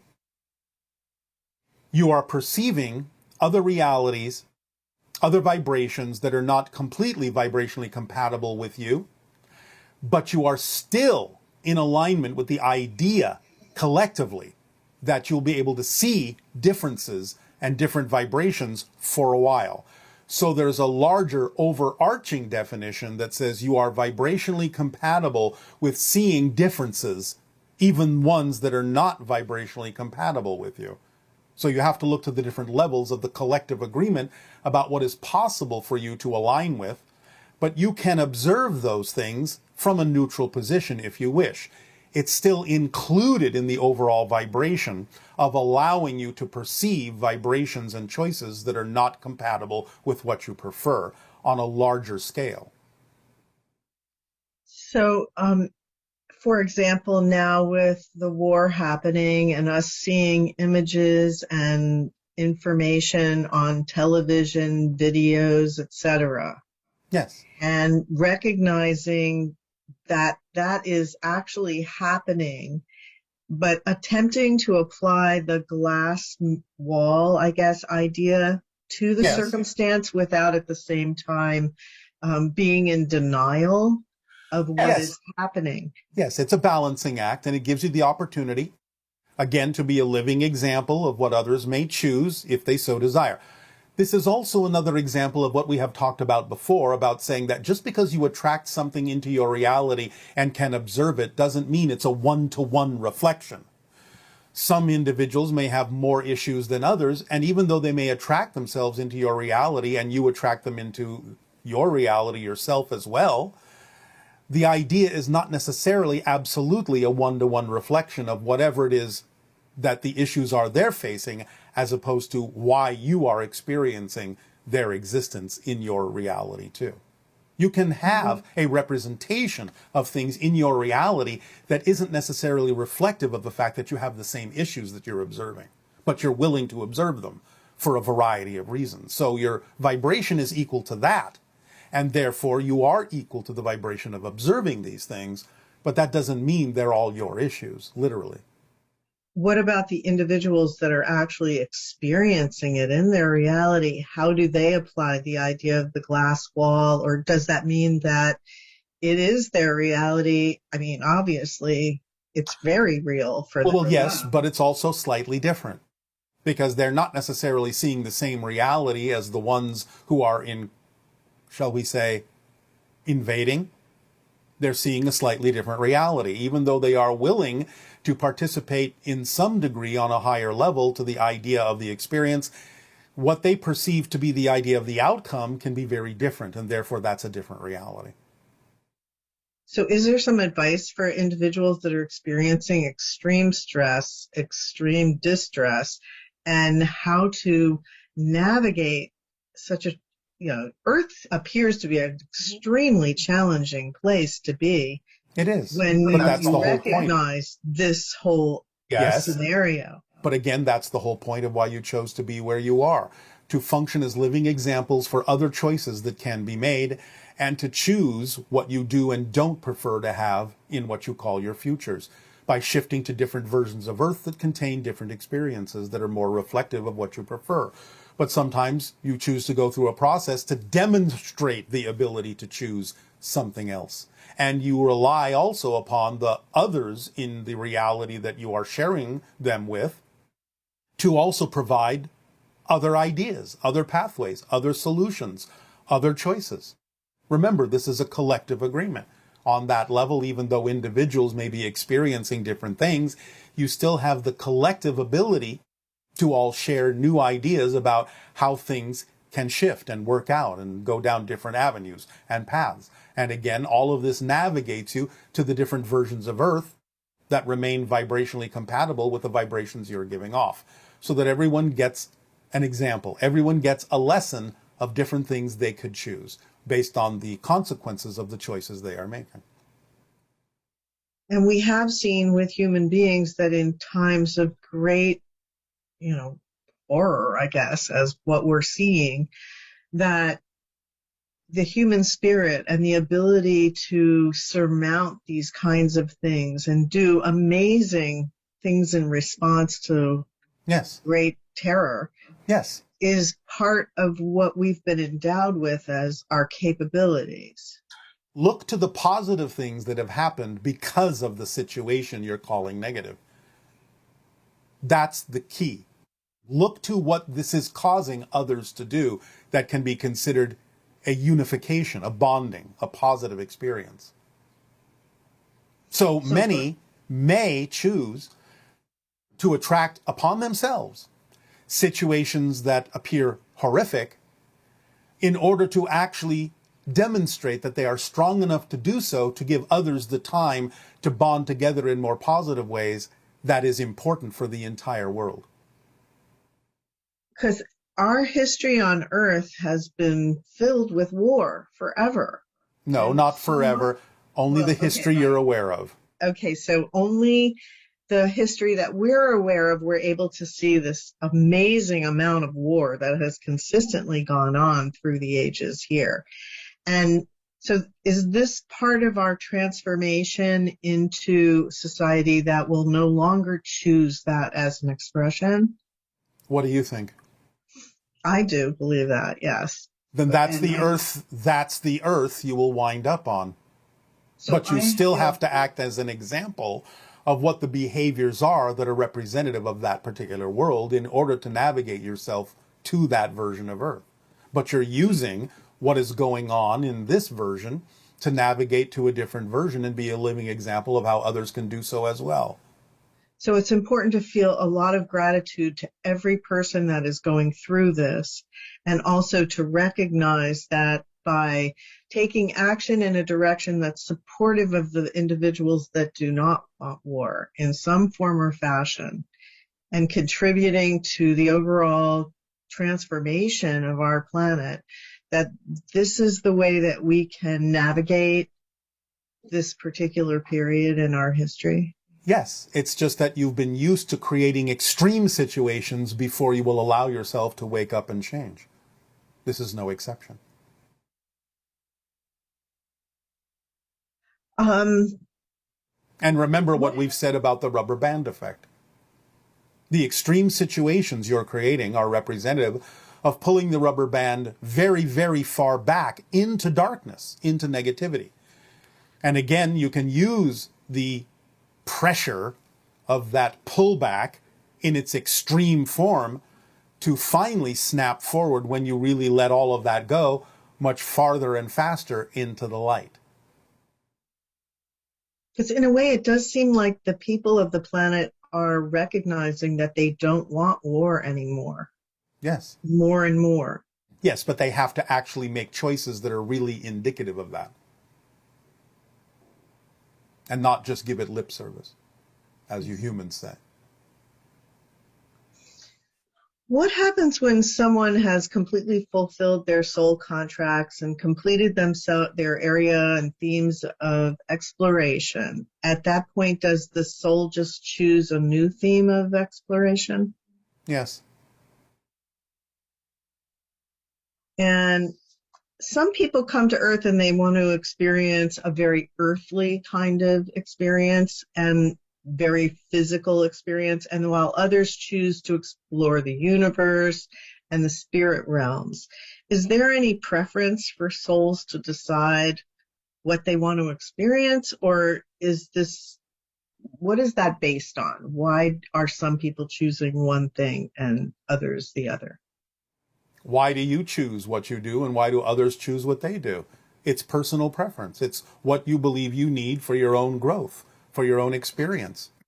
There's no other outside preference that determines this. It's always up to you to determine what it is you believe you need next. Okay. And you've said that angels are the first reflection of all that is. Does that mean on a very high level that we as individuals contain the consciousness of the angels? Yes, and you are contained in the consciousness of angels.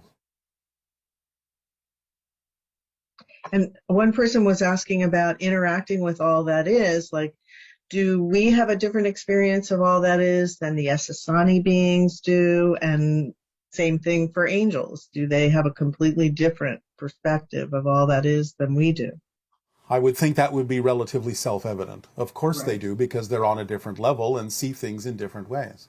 So how about for your society, the way that you experience all that is versus us as humans at our level? Well, as we said, our daily experience is as if walking through different dimensions, as if dreaming while awake. We experience multiple realities simultaneously and can keep it all in order, because that's the way we function at this particular point in our evolutionary space. So it's similar to the idea of recognizing that there may be different levels or representations or collectives that exist that might represent oversouls and angels and what have you. And we interact with them according to the synchronism in our society that determines when and where it's appropriate to do so. But we still experience most everything as a kind of dreamlike collective that allows us to extract whatever information we require at that moment as individuals from the collective that we're interacting with. And this person here is saying that I'm amazed by you as quasi-physical beings being able to keep a balance between the conscious energy state and a persona state. So by following your teachings, I had an experience that is beyond the best thing my mind could ever imagine. And I'm curious, how do you balance the two states so well? Once I'm in a state of love, it is very challenging for me to use the perspective of my ego. Does this make sense to you? Yes. Well, the simple answer is practice, like anything. The more you do it, the better you get at it. Our civilization at this point in its evolutionary path has been doing it for so long that it's actually more of a challenge for us to not do that, to not be in that state of balance. We actually have to really try hard to get out of balance at this point, because there's a momentum, there's an inertia to the idea of something you do over and over and over again. But don't necessarily judge the ego itself as negative. You can maintain the idea of a persona, which is all the ego is, keeping you focused in physical reality, and still experience the great connections and balance of unconditional love of all that is, through the interpretation that is appropriate for physical reality. So it's not about getting rid of the ego, it's about allowing the ego to simply act as a conduit in the way that's appropriate for the physical ego to do so, to experience unconditional love and connection of everything in life, in physical terms. And this person is saying, I love ETs like crazy. I talk about ETs all day. It's my total passion. I feel my heart is expanded a lot, and I feel such deep love. Why do I love ETs? What's going on? Well, again, you recognize the connection to other selves, other parallel realities that your greater consciousness is connected to. It's also an expression of self-love, that you're willing to open up to more of yourself in that way. And more of your total self will contain the idea of extraterrestrial or extra-dimensional expressions of consciousness, just as it contains expressions of spirit as well. So you're just connecting to more of yourself and falling in love with yourself in different ways. Okay. And this person was saying, you've mentioned that diseases are caused by distorted beliefs. I don't think you used the word distorted, but that's the one they use. Fear-based, negative, yes. And they're saying that when they were 3 years old, they got tuberculosis and they almost died. Yes. What beliefs could I have had at that time that would give me such a disease? Was it infectious, like tuberculosis, something that I wanted to experience, or is it just a disease? Well, first and foremost, this is a multi-layered question. Remember that souls can actually come into physical reality with a theme of exploration already at hand. That can represent the idea or stand in for the concept of having beliefs that will cause certain things to happen so that they can fulfill the theme of their exploration. Even a child, even at birth, will start to absorb whatever beliefs are in that society that will serve them in creating that theme, that experience that they have decided to explore, not only for their own purposes, but perhaps even for other people's purposes around them. Sometimes souls will choose to experience a disease at a young age, not just because of what it might do for their own experience as a soul, but what it might actually cause other people to choose to do that are surrounding that particular child that has the disease. In other words, what are you and others learning they otherwise wouldn't have learned if the child didn't have the disease? So there can be many reasons for this. It's not necessarily about the idea of the child having enough experience to have chosen or absorbed those beliefs through the idea of living, but just absorbing them telepathically for the idea of constructing whatever experience they need to construct in order to play out the theme that they chose to assist themselves and others. And does the replacement of a damaged human body organ with machine parts mean spiritual degeneration? And will human beings take the road of being half human and half machine in the future? It does not deteriorate the spirit. Again, as long as consciousness has an appropriate vehicle to express itself through in its fullness of being, there is no idea of degeneration. The idea of being human doesn't necessarily mean that you cannot have what you would call artificial machine parts. It's all about the collective whole of what expression is capable coming through the idea of an organic or a synthetic particular construct. So it's really all about the ability of those parts still allowing for the fullest expression of the consciousness that would be there even if the being was wholly organic. Remember, even organics are a different form of construction, a different form of machine. The materials are not so much the issue as it is what the materials are capable of allowing the consciousness to express.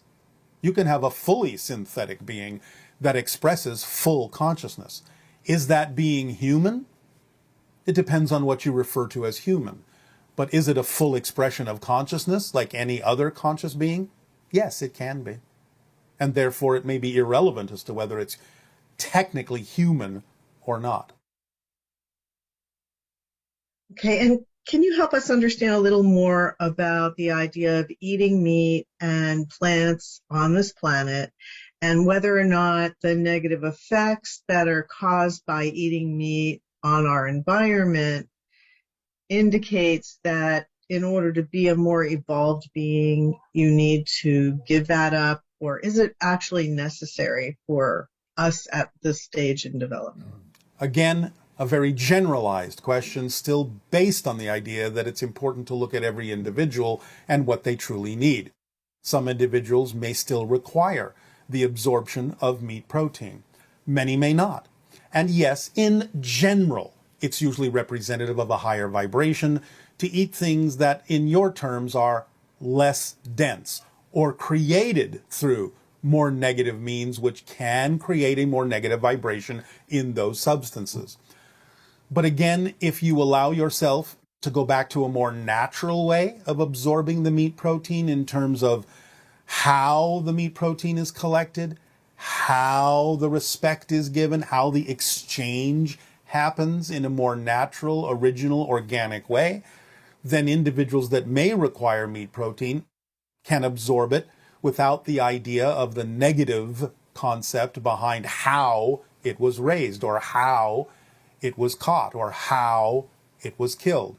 But again, yes, in general, humans are evolving to the point where you may find simply no desire and no need anymore to absorb more dense substances and can subsist quite readily on some of the less dense substances. And even the idea of meat protein is still more about the plants, because really you're getting what you need from the plants that the animal ate, more than you are from the meat itself, which is really functioning more as a carrier for the substances that they ate that are passed on to you when you consume them. So the fact that in our society now, we're starting to be able to do things like grow meat in laboratories so that we don't have to kill animals in order to eat that.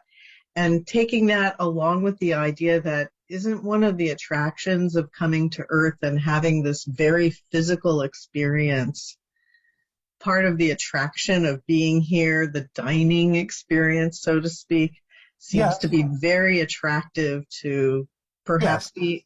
But our beings in spirit, can they also experience eating and dining and doing all that? They can, but most of them simply find it unnecessary.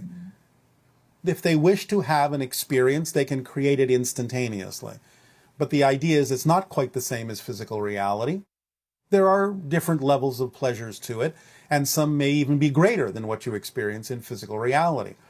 But again, most usually let go of that and simply create environments that they may enjoy that are similar, but not necessarily requiring them to seem to be ingesting anything in order to experience and get out of that environment the same thing they might have gotten out of eating in restaurants when they were physically alive. And so these... But one moment.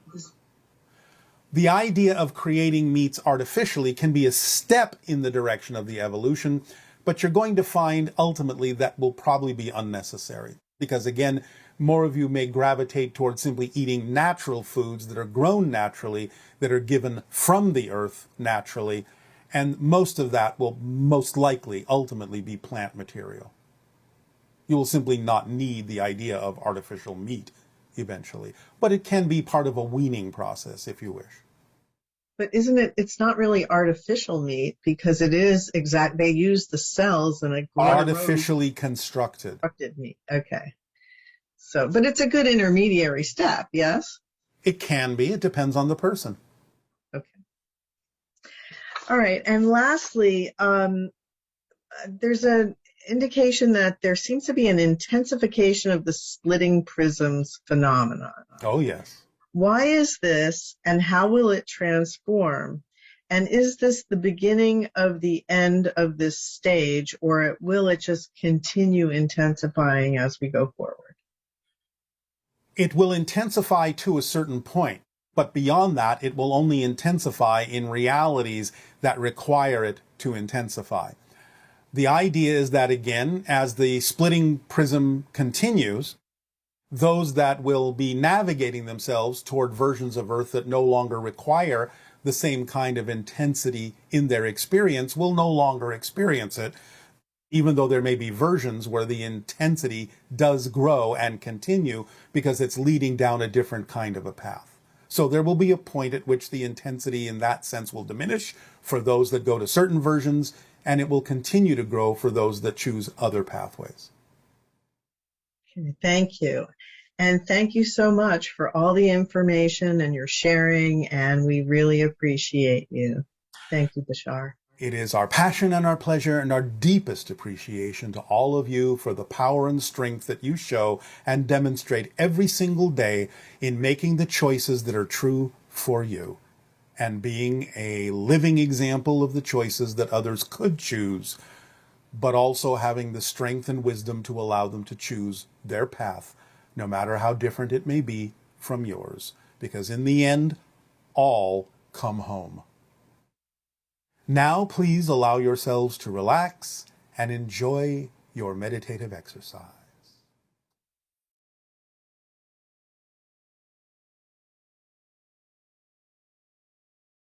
And now, we invite you to join us in a meditation in a relaxed way.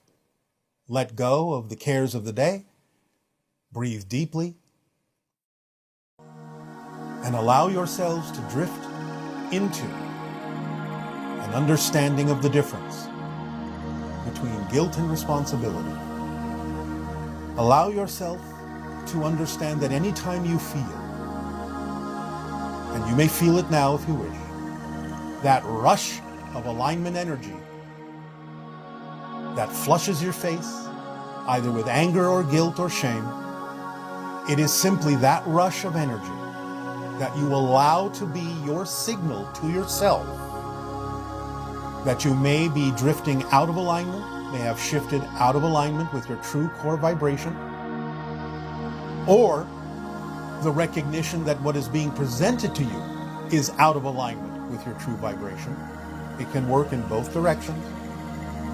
But should you judge yourself or what is being presented to you in a negative way from that point forward is when it then evolves into, or perhaps we should say devolves into, either anger or guilt or shame or accusation or any negative act that causes separation, even though it may be an illusion, the feeling of segregation and separation, the feeling of disconnection. Use that feeling of misalignment, disconnection, to inform yourself that you are experiencing just a rush of energy that represents the potential for misalignment, and allow yourself to go into and accept within yourself your ability to respond, which is always there, as opposed to reacting negatively. Remember your ability to respond to every situation as fundamentally neutral, giving it the definition that you prefer, that works for you, as you breathe into it and accept it as an opportunity to realign yourself or to clarify for yourself what it is that you do prefer in life, what your alignment is all about. Recognize it simply as that energy that lets you know that something that is either within you or being presented to you does not align with who you are, does not align with your true core frequency, your true vibration as a representation, as an expression, as a reflection of all that is. And allow yourself to use it as a guiding system in a positive way, to know that you will always be self-correcting, that you will not lose yourself, because you will always have this ability to feel that rush that lets you know that something is going in a direction you don't prefer. To state your case and stand your ground in your truth, whether you change your mind later or not, that's not the issue. It's what you are right now that allows you to examine yourself and to know what is true for you, but with the openness and the willingness to find out that something different may be true for you at another time and in another place. Just breathe into the idea of the rush of alignment energy. Just feel it for what it is. Don't judge it so it doesn't turn into anger and hate. Don't judge it so it doesn't transform into guilt and shame. Don't judge it so it doesn't transform into attack and accusation. Just feel that rush and own it as the mechanism and the device that lets you know something is not true for you. And take responsibility. Take the ability to respond, to investigate, to examine in a neutral way, so that you give yourself the opportunity to figure out and find out why this occurred, what is going on, what your relationship to the circumstance and situation actually is, and use it to your advantage to center yourself and to walk your path, your true path, for whatever that may mean right now, staying within integrity, allowing yourself not to need to push or force, but to flow back into alignment with yourself, and to recognize and to discern what it is that's happening, so that you know what actions to take and what decisions to make. Breathe into it, accept that rush of energy.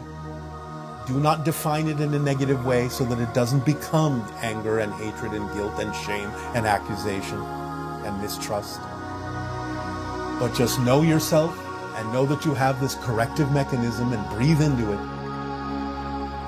so that you can use it to your advantage in all the ways that grant you a positive, loving, nurturing, expansive experience of knowing yourself more and more clearly every moment and every way, as a reflection of the infinite, as a spark of divine light, as all that is, experiencing itself in a rush of self-realization, in beauty, in creativity, in art, in song, in wonderment and curiosity, in exploration of your true being, of your true essential self. And celebrate and congratulate yourself for using it in this way, so that you know you always have this mechanism, this energy of alignment within you, to keep you squarely aware of your path, the path that you are, so that you may walk in grace and graciousness. Take a deep breath and make it your own. Let yourself experience the rush through you in every cell of your being, and feel the appreciation and gratitude for that experience, for it aligns you and reminds you of who you are, who you truly are. And that is something to celebrate and be grateful for and deeply appreciate. Breathe it in and transform. Use it to your advantage.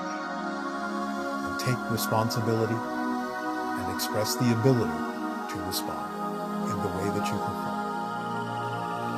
so that it becomes part of you, so that it becomes natural in you, so that you accept it as something that is of great assistance and great clarification for you. Breathe it in and feel that rush, and feel it settle into every cell and every nerve, as a reminder, as an awakening, as a brightening of your inner light. And then let it cool down, so that you may know yourself more deeply, more truly, more lovingly, more supportively, so that you may move forward with energy and purpose, so that the driving engine can propel you through life along the path of least resistance, so that you become in love with who and what you are and all that is. Breathe it in and let it out. Your ability to respond, your ability to choose, your ability to know yourself. These are your greatest treasures. Spend them wisely.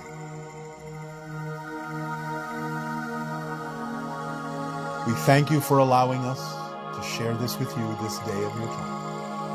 Our unconditional love to you all. And we bid you an exciting day of exploration and play. Good day.